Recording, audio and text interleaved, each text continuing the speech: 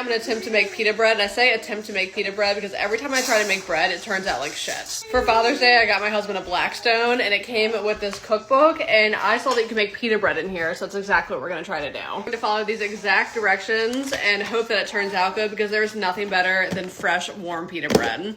It says start off with 1 teaspoon of sugar into a large bowl, teaspoon of salt, a tablespoon of oil, 2 teaspoons of instant dry yeast, and I have fast rising yeast and active dry yeast, so I think I'm gonna try to use the active dry one. I hope I picked the right yeast because I don't know what the difference is, and I'm just going with the flow here. Add a half a cup of warm water and a half a cup of warm milk, and I don't know what constitutes as warm, but I'm gonna stick it in the microwave for like 30 seconds and see what happens. Okay, after 30 seconds, it's pretty warm, so I'm hoping for the best. I also put water in the microwave for 30 seconds, and it's pretty warm. 2.5 cups of flour, and I hope that I have enough for 2.5 cups of flour. This is the tricky part. This is what it looks like, and it says transfer it onto a lightly floured working space and knead for 5 minutes. But like, it's literally liquid. What do I do? Give it a good stir before I transfer it because it's gonna be a freaking mess, right? Okay, so I mix it up, and this is what we're working with. I'm going to put some flour down on my counter and knead it for 5 minutes. Let me take my rings off because I have a feeling this is gonna get messy.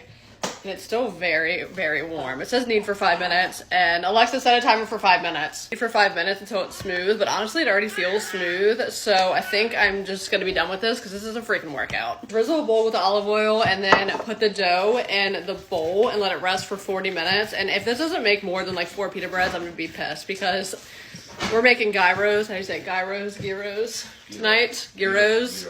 And I want like a good amount of pita bread, but this little thing, it's like, I don't know how much this is gonna make. It says cover it with a towel and place it in a warm place, but I'm not really sure what a warm place means. So I'm gonna put it on top of our stove. Moment of truth, I haven't looked. It's been sitting for 40 minutes and it's pretty poofy. I don't have to like knead it or anything, but it's looking pretty sad and pathetic. It says just break into 8 balls, so let's do that. The balls are pretty uneven, but some are dry and some are not, so I'm just gonna add a little leftover oil to the balls that are a little bit drier.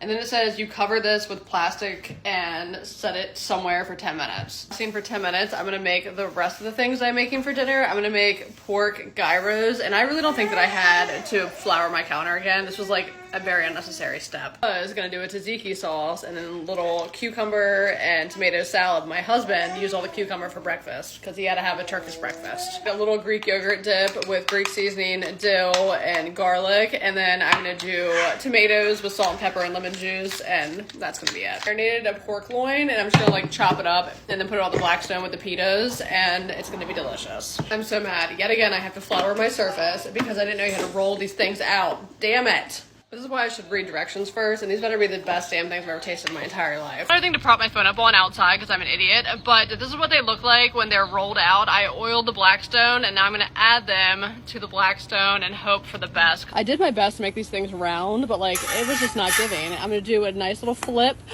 It looks perfect. So I did pork, the tomatoes, onions, the makeshift tzatziki that I made, and then some goat cheese, and this better be good because this took me a long freaking time.